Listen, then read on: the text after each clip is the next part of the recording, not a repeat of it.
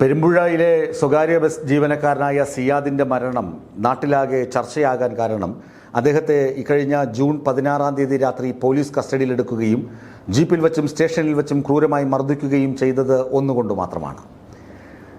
എന്നാൽ പോലീസ് പറയുന്നത് എന്താണ്? ക്രൈംബ്രാഞ്ച് സംഭവത്തെക്കുറിച്ച് അന്വേഷിക്കുന്നുണ്ട്. ആരോപണ വിധേയനായ CPO ശ്രീജിത്തിനെ അന്വേഷണ വിധേയമായി സർവീസിൽ നിന്ന് സസ്പെൻഡ് ചെയ്തിട്ടുണ്ട്. ഇതെല്ലാം അവിടെ നിൽക്കുമ്പോൾ തന്നെ പോലീസ് ഒരു വിശദീകരണം ഇറക്കിയിട്ടുണ്ട്. എന്താണത്? സിയാദിനെ 16-ാം തീയതി കസ്റ്റഡിയിലെടുത്തത് വാസ്തവം. പ്രദേശത്ത് നിന്ന് 2 ആൺകുട്ടികളെ കാണാനില്ല എന്ന പരാതിയുടെ അടിസ്ഥാനത്തിലാണ് സിയാദിനെ കസ്റ്റഡിയിലെടുത്തത് എന്നതും വാസ്തവം. എന്നാൽ കസ്റ്റഡിയിലെടുത്ത സിയാദിനെ ആരും മർദ്ദിച്ചിട്ടില്ല. മർദ്ദന വാർത്ത നുണയാണ്.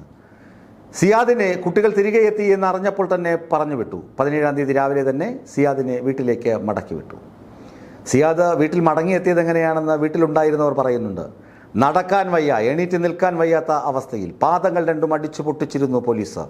വാരിയലിന് തകർച്ചയുണ്ടായിരുന്നു, പൊട്ടലുണ്ടായിരുന്നു, ശരീരത്തിന് അസ്വസ്ഥതയുണ്ടായിരുന്നു. അങ്ങനെ വന്ന സിയാദിനെ അവർ ആശുപത്രിയിലെത്തിച്ചു. പക്ഷേ ആശുപത്രി തുടർ ചികിത്സ നടത്തിയില്ല.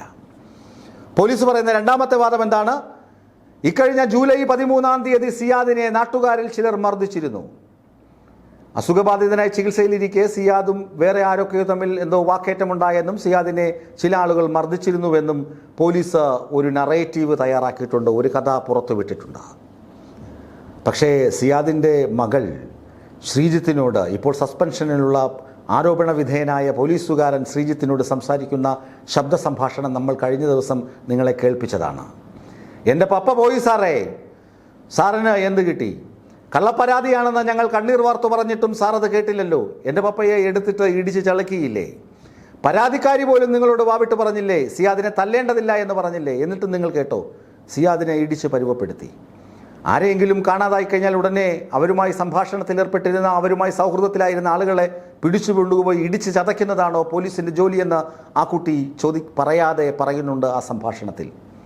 ആ കണ്ണീർ വർത്തമാനം ഇപ്പോഴും നമ്മുടെ മനസ്സിലൊക്കെ അലയടിക്കുന്നത് കൊണ്ടാണ് സിയാദ് വാർത്തകളിൽ ഇപ്പോഴും നിറഞ്ഞു നിൽക്കുന്നത്. സിയാദിന് നീതി വേണം. ക്രൈംബ്രാഞ്ച് അന്വേഷണം കൃത്യമായിരിക്കണം. ന്യൂമോണിയയും മഞ്ഞപ്പിത്തവുമൊക്കെ വന്നാണ് സിയാദ് മരിച്ചതെന്ന പോലീസ് വാദം ശരിവയ്ക്കുകയാണെങ്കിൽ തന്നെയും പോലീസ് മർദ്ദനത്തെ തുടർന്നാണ് ഇത്തരമൊരു അനാരോഗ്യത്തിലേക്ക് സിയാദ് തള്ളപ്പെട്ടതെന്ന സത്യം ക്രൈംബ്രാഞ്ച് കണ്ടെത്തും എന്ന് തന്നെ നമുക്ക് വിശ്വസിക്കാം. സിയാദിൻ്റെ കുടുംബത്തിൻ്റെ നിയമ പോരാട്ടം വിജയിക്കണമെന്ന് നമുക്ക് ആത്മാർത്ഥമായി ആഗ്രഹിക്കാം. ഒപ്പം സിയാദിൻ്റെ ആത്മാവിന് ശാന്തി ലഭിക്കാനും നമുക്ക് ഒപ്പം നിൽക്കാം.